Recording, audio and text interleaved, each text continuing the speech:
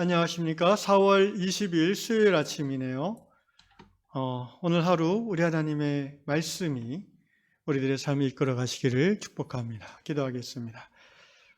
말씀을 우리에게 오신 하나님, 이 아침에도 하나님을 바라보게 해주시니 감사합니다.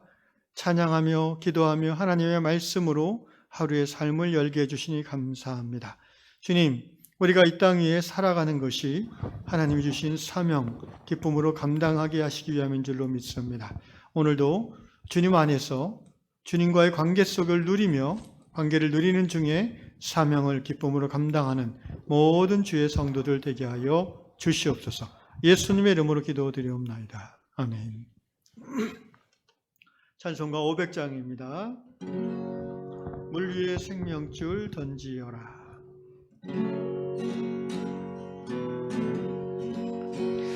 물 위에 생명줄 던지어라. 누가 저 형제를 구원하랴. 우리의 가까운 형제이니 이 생명줄 누가 던지려나. 생명줄 던져, 생명줄 던져, 물속에 빠져간다.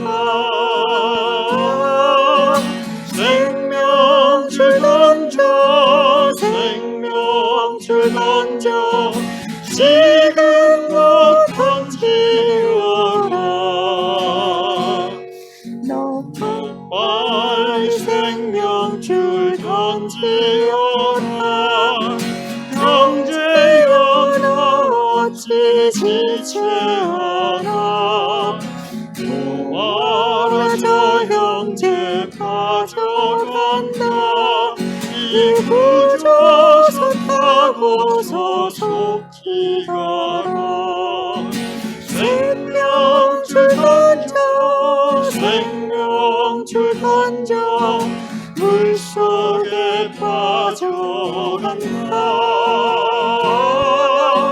생명줄 던져, 생명줄 던져, 지금 못 던지어라. 4절 위험한 풍파가 고치나고 건너편 언덕에 이르리니 형제야 너 어찌 지체하나. 그 생명줄 던져서 구원하라. 생명줄 던져, 생명줄 던져, 물속에 빠져간다. 생명줄 던져, 생명줄 던져, 지금 못 던지어라.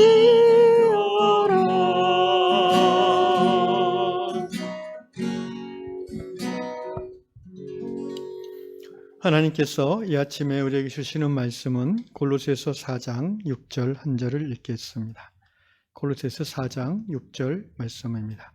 너희 말을 항상 은혜 가운데서 소금으로 맛을 낸 것 같이 하라. 그리하면 각 사람에게 마땅히 대답할 것을 알리라. 다시 한번, 너희 말을 항상 은혜 가운데서 소금으로 맛을 냄과 같이 하라. 그리하면 각 사람에게 마땅히 대답할 것을 알리라. 아멘. 미국 노스캐롤라이나 주에 사시는 제니퍼 자매님의 이야기입니다. 자매님에게는 30년 지기 세 절친이 있습니다. 삶의 절반 이상을 함께 해온 친구들이죠. 이 여성 네 분은 결혼과 자녀의 출산, 또 부모의 죽음, 실직, 이별, 또 여러 번의 이사, 질병을 포함한 어려움, 이런 것들에 대해서 깊이 있게 함께 나누고 위로하고 또 함께 놀러 다니고 먹고 마시고 여행하는 그런 정말 30년 지기 친구들입니다. 이 네 분은 정말 친자매 이상으로 가까운데, 그런데 한 가지 안타까운 게 있다고 합니다. 그것은 이 네 분 중에 제니퍼 자매님과 또 한 분은 크리스찬인데 나머지 두 분은 넌 크리스찬이라는 사실이죠. 그래서 제니퍼 자매님과 또 다른 예수 믿는 친구는 예수님을 모르는 다른 두 사람을 너무 사랑하기 때문에 만날 때마다 이 두 사람에게 어떻게든 하나님을 전하고 싶어하는 마음으로 늘 가득 차 있습니다. 그것이 말보다는 행동을 통해서 더 효과가 좋다는 것을 지난 30년의 이 만남과 또 전도를 통해서 이 제니퍼 자매님은 깨닫고 있습니다. 아직 두 사람이 예수님을 영접하지는 않았지만 여전히 관계는 진행 중이고 또 전도도 진행 중입니다. 하나님은 하나님 스스로 열매를 거두시는 분인 것으로 알기에 제니퍼 자매님은 믿음 가운데 소망을 가지고 늘 만남 속에서 자신의 대화가, 자신이 하는 말이 은혜로 가득하고 또 소금으로 맛이 나는 그런 대화, 그런 만남을 유지해야 되겠다라는 고백을 우리에게 나누고 있습니다. 오늘 본문 골로새서 4장 6절의 말씀을 제시하는데요. 저는 이 말씀을 묵상하면서 사도 바울께서 골로새 교회에 보내는 서신서의 마지막 부분인데, 모든 예수님의 제자의 삶을 살고자 하는 성도라면 일상의 관계 속에서, 특별히 이 골로새에서 이 부분은 외인에게 할 때는 앞에 4장 5절에 그 말씀이 있습니다. 외인, 곧 교회 밖에 하나님 모르는 사람들과의 관계와 대화 만남 속에서는 이렇게 하라는 것입니다. 전도를 전제로 하는 것이죠. 그래서 삶의 전도, 관계의 전도를 늘 염두에 두고 있는 주님의 제자라면, 성도라면 오늘 이 말씀을 우리가 깊이 주목할 필요가 있습니다. 4장 6절을 보니까 너희 말을 항상 은혜 가운데서 소금으로 맛을 낸 것 같이 하라, 이렇게 권면합니다. 여러분, 이게 무슨 의미겠습니까? 우리가 불신 친구, 정말 친한 친구인데 예수님을 모르는 친구랑 자주 만난다고 칩시다. 같이 밥을 먹고 차를 마시고 또는 때로는 같이 여행을 다니고. 그런데 대화를 자주 하겠죠. 서로의 힘든 일, 또 즐거운 일, 자식 걱정, 또 배우자에 대한 이야기들도 하겠죠. 그 모든 말, 대화, 컨버세이션 중에 골로새서에서 이렇게 권면합니다. 너희는 항상 은혜 가운데서 대화하라, 이 말이에요. 은혜 가운데서. 은혜 가운데서. 두 번째로 너희는 대화할 때 소금으로 맛을 낸 것 같이 하라. 이런 의미죠. 은혜 가운데서 대화하라는 말은요, 여러분, 은혜의 본질이 뭘까요? 은혜. 하나님께서 죄인인 우리들을 은혜로 대해 주시죠. 어떻게 대해 주십니까? 너는 죄인이니까 나랑 함께 할 수 없어. 너는 저리 가. 외면하십니까? 그건 은혜가 아니죠. 죄인임에도 불구하고 우리를 있는 모습 그대로 수용해 주시는 것이 하나님의 은혜의 본질 아닙니까? 여러분, 대화를 은혜 가운데서 하라는 말은 그런 의미예요. 상대방하고 대화할 때에 수용적 태도와 자세를 견제하라는 거예요. 판단하거나 비판하거나 하는 마음이 올라오더라도 그것들을 내려놓고 어떻게든 하나님을 모르는 저 친구의 이야기를 내가 받아주려는 마음 자세. 이게 바로 은혜 가운데 대화한다는 것의 핵심이라고 저는 생각을 합니다. 대개 우리는 이야기를 듣는 중에, 상대방 이야기를 듣는 중에 자기도 모르게 판단하는 마음이 일어나고 또 어떤 선입관을 갖고 있어요. 이 친구는 이러니까 이렇게 얘기하지 라고 생각합니다. 근데 여러분, 그것이 말로 안 해도 대화 중에 상대방에게 은근스럽게 전달되는 것을 우리는 압니다. 은혜 가운데 대화한다는 것은 나는 이 사람을, 하나님이 죄인인 나를 수용해 주시는 그 태도로 대화하고 상대하겠다라는 것을 결정하고 하라는 거죠.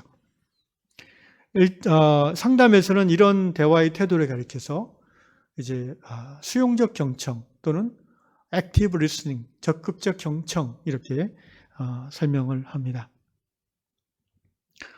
누가복음 15장에 그 탕자, 돌아온 탕자를, 그 아버지, 하나님을 상징하는 그 아버지가 어떻게 대합니까? 그 냄새나는 그 더러운 옷을 입고 때국물이 노숙자같이 가득한 그 아들을 그 아버지는 어떻게 합니까? 냄새나. 저리 가. 이렇게 하셨으면 그렇지 않죠. 그 아들이 있는 모습 그대로 아버지는 안아주셨고 자기의 옷을 좋은 옷을 벗어서 덮어주셨고 금가락지를 빼서 끼워줬어요. 은혜라는 거는요. 있는 모습 그대로 수용하는 게 은혜의 본질이에요. 하나님이 우리를 그렇게 대하지 않았습니까? 우리가 하나님으로부터 멀어져 있는 원수, 죄인임에도 불구하고 먼저 우리를 찾아오셔서 죄인인 우리를 받아주신 거예요. 그게 은혜죠. 예수를 모르는 내 친구를 그와 대화하는 중에 은혜 가운데 대화라는 말은 바로 그런 의미입니다. 수용적 태도를 견지하라. 야, 네가 막 그러니까 그렇지 이런 식으로 대답이 나오지 않도록 조심하라는 겁니다. 그가 힘든 마음을 나눌 때에 판단하거나 정죄하는 마음을 내려놓고, 그러니까 이게 다른 말로 하면 이제 상담자의 태도예요. 카운셀러는 내담자에 대해서 이런 태도를 견지하지 않으면 상담이 진행이 안 되는 거죠. 그래서 상담할 때 유명한 말이 있습니다. 50분은 듣고 5분만 얘기해라 너는, 상담자는. 그건 어떻게 보면 자연스러운 거예요. 지금 상대방이 자기의 문제를 나한테 쉐어링하고 조언을 듣고자 왔는데, 여러분 답을 얘기하는 게 중요한 게 아니라 그 사람이 나에 대해서 신뢰를 갖게 하는 게 더 중요한 거예요. 상담의 핵심은 그거예요. 그래서 나에 대해서 마음을 오픈할 수 있도록 관계를 쌓아가는 것. 그러니까 되게 잘 아는 사람하고 상담하지 않잖아요. 돈 내고 우리가 전문적인 상담가를 찾아가는 이유는 나를 모르는 사람이기 때문에, 내가 속한 공동체와 그 사람의 관계가 없기 때문에 안심하고 가는 거거든요. 거기서 모든 것을 나의 연약한 모습까지도, 더러운 모습까지도 오픈하는 거죠. 오픈하지 않으면 치유가 되지 않으니까. 그래서 상담자는 항상 그래서 상담자는 굉장히 에너지가 많이 들어가는 직업이에요, 그게. 그래서 연속 상담을 가능하면 안 합니다. 50분 듣고 5분 조언해주고 또는 10분 같이 있고 나서는 꼭 한 30분, 1시간 쉬고 그 다음 타임 상담을 진행하는 것이 원칙이죠. 여러분 상대방을 해보시면 알겠지만 있는 모습 그대로 받아주는 게 에너지가 굉장히 많이 들어가는 거예요. 왜? 그도 죄인이지만 나도 죄인이기 때문에. 그래서 이렇게 우리 목회 상담 배울 때는 가능한 한 교인들하고 상담 안 하기를 권면을 합니다. 특히 이제 남성 목사가 여성 교우와 깊은 상담을 안 하는 것이 좋다고 합니다. 여러 가지 부작용이 교회 공동체 안에서 있을 수 있는 거죠. 그렇지만 전문적인 상담가 같은 경우는 남녀를 떠나서 어쨌든 받아내는 것이 이제 상담의 기본이죠. 은혜 가운데 대화한다는 것은 그런 의미예요. 나의 친구지만 그의 말을 내가 수용적으로 그런 태도를 가지고 거기다가 이제 이 소금으로 마칠 냉과가 잘 또 이 말을 하잖아요. 수용적인 태도로 듣고, 그렇지만 듣기만 하고 있으면 또 대화가 아니죠. 대화라는 것은 양방 컨버세이션, 토킹이잖아요. 그러니까 상대방이 주로 말을 하지만 나는 거기에 대해서 이렇게 공감해주는 말을 하는 것이 이제 소금이 이제 맛깔스럽게 하잖아요. 대화할 맛이 나게 해주는 거죠. 그냥 너무나 내가 수용적인 태도로 들어야지 거기에 집중하다 보면 나는 입을 꼭 다물고 있으면 상대방이 한참 얘기하다가 이제 얘기할 맛이 안 날 수가 있지 않습니까? 그래서 소위 액티브 리스닝 플러스 반응적 경청이라고 하는데, 공감적 경청이라고요. 상대방의 감정과 그 이야기에 공감해주는 추임새를 넣으면서 그렇지, 정말 그렇겠다. 너 힘들겠다. 야, 정말로 대단하다. 이런 식으로 이렇게 추임새를 넣어주면서 대화할 때에 맛깔스러운 대화가 되는 거죠. 그러면서 이제 이 4장 6절 끝에서 이런 말씀을 합니다. 그리하면 각 사람에게 마땅히 대답할 것을 알리라. 상담하는 것은 내 친구가 뭔가 문제를 가지고 나하고 얘기하는 것은요, 거기에 대한 정답을 사실은 나한테 듣고 싶은 마음이 좀 있겠죠. 내가 크리스찬인 걸 알고 또 내가 집사인 걸 알고 권사인 걸 안다면은. 그런데 또 많은 크리스찬들이 상담해 주면서 빠지기 쉬운 함정이 이거예요. 내가 답을 제시해 줘야 되는데 여기에 노포커싱 하면 안 돼요. 답은요, 우리가 하나님의 방식을, 은혜의 방식을 고수하면은 답은 성령께서 깨닫게 해주실 거예요. 내가 답을 제시해야 된다는 것에 너무 포커싱 되어 있으면요, 상대방의 얘기를 듣다가 저희가 얘기하는 저 질문에 대한 답이 뭐지? 성경 어디에 있지? 막 이제 생각이 거기에 가버리면 경청 자체가 안 되죠. 그럴 때에는 답에 대한 것들을 일단 내려놔야 돼요. 물론 이제 저 같은 경우는 신앙 상담 같은 경우는 대부분 이제 한 5분만 들어도 대충 문제가 뭔지 알고 답은 알지만 답을 제시하는 게 포커스가 있지 않아요. 이 은혜로운 대화라는 거는요, 말 그대로 상대방을 있는 것으로 받아주는 것에 포커스가 있어요. 나중에 가서 답을 제시할 수 있겠죠? 또 해야 될 때가 있겠죠? 근데 답을 모를 수도 있어요. 그러면 그냥 그거 모른다고 하면 돼요. 그렇다고 해서 상대방이 나에 대한 신뢰가 떨어지진 않아요. 또는 모르니까 함께 기도합시다라고 하면서 오히려 임재 안으로 함께 들어갈 수도 있어요. 그리고 신기하게도요, 그 대화 자체 상대방에게 은혜로운 태도로 집중하다 보면, 듣다 보면 저절로 성령께서 이 상담자에게 답을 떠올려 주실 때가 참 많아요. 저는 그런 경험을 자주 합니다. 전화 상담할 때도 처음에는 이 문제에 대해서 어떻게 답을 해야 되지? 라고 생각이 들다가도 하는 얘기에 집중하다 보면 어느 순간 저절로 답이 떠올려지는 거죠. 바로 그 이야기를 하고 있어요. 그리하면 각 사람에게 마땅히 대답할 것을 알리라. 이 말은 네가 답을 알아내려고 하지 말아요. 성령께서 지금 이 대화 가운데 함께 하시는 주님께서 너에게 깨닫게 하시고 말하게 하신다는 거예요. 그렇습니다. 사랑하는 형제자매 여러분, 이것이 관계전도의 핵심이에요. 저는 우리 유양의 모든 성도들이 이런 훈련을 받을 때가 오면 좋겠어요. 성경 공부를 하면서 관계전도를 성경 말씀을 중심으로 공부하는 거죠. 훈련하는 거죠. 그리고 실습도 하고요. 저는 이런 훈련을 이제 선교단체에서 많이 받았었는데 실습도 많이 했었고 또 지금도 사용하고 있고요. 배운 것대로. 핵심은 상대방을 있는 모습 그대로 받아주고자 하는 은혜, 그리고 공감적인 경청, 추임새를 넣는 것, 그리고 정답을 만들어내는 데 집중하지 않는 것, 성령의 역사하심을 기대하는 것, 이것이 포인트죠. 우리 유양 모든 성도들이 이런 훈련을 받고 또 한 사람이 한 사람의 영혼을 이끌고 오기 시작하면 제 생각에 한 3년 안에 우리 교회가 가득가득 차게 될 것 같아요. 여러분, 아무리 불신앙의 시대, 전도가 어려운 시대를 할지라도요, 전도가 어렵다고 해서 진리에 대한 갈급함이 없는 게 아니에요, 사람들이. 오히려 절대 진리를 부정하기 때문에 절대 진리에 대한 갈급함이 더 큰 것이 현대인의 특징입니다. 바라기는 우리 유양의 성도들 안에 이런 관계전도의 비결들을 훈련받고 또 연습해서 뭔가 교회의 자리를 채우기 위한 것이 아니라 정말 여러분이 사랑하는 하나님 모르는 친구들을 교회로 데리고 오고 싶잖아요. 그들이 내가 믿는 하나님을 그들도 알도록 도와주고 싶잖아요. 답을 제시할 필요는 없어요. 들어주고 받아주고 그리고 또 함께 교회로 데리고 오면 됩니다. 그런 가운데 우리 위안 공동체가 이 전도되지 않는 이 시대에, 하나님이 없다고 하는 이 시대에 우리가 누리는 하나님을 더 깊이 더 널리 전하는 부흥하는 유한교회 될 수 있기를 주의 이름으로 축원합니다. 기도합시다. 주님, 그렇습니다. 우리가 이 땅 위에 삶을 사는 것은 우리가 믿고 우리가 사랑하는 그 주님, 그 하나님을 드러내고 전하기 위함인 것인 줄로 압니다.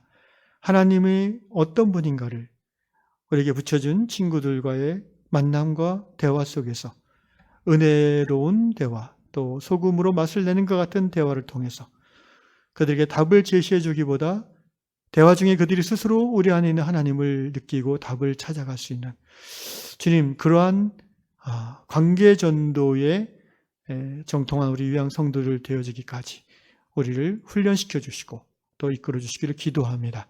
이 아침에 들은 말씀, 고린도서 4장 6절 말씀을 마음에 품고 우리 성도들이 기도할 때에 사람들을 떠올려 주시고 또 그들을 만날 수 있는 그런 기회들을 주시며, 익숙하지는 않다 할지라도 오늘 들은 말씀대로 실천함으로 조금씩 삶 속에서 관계 전도를 실천해 나가는 우리 위양의 성도들 다 되도록 인도하여 주시옵소서. 예수님의 이름으로 기도합니다. 아멘.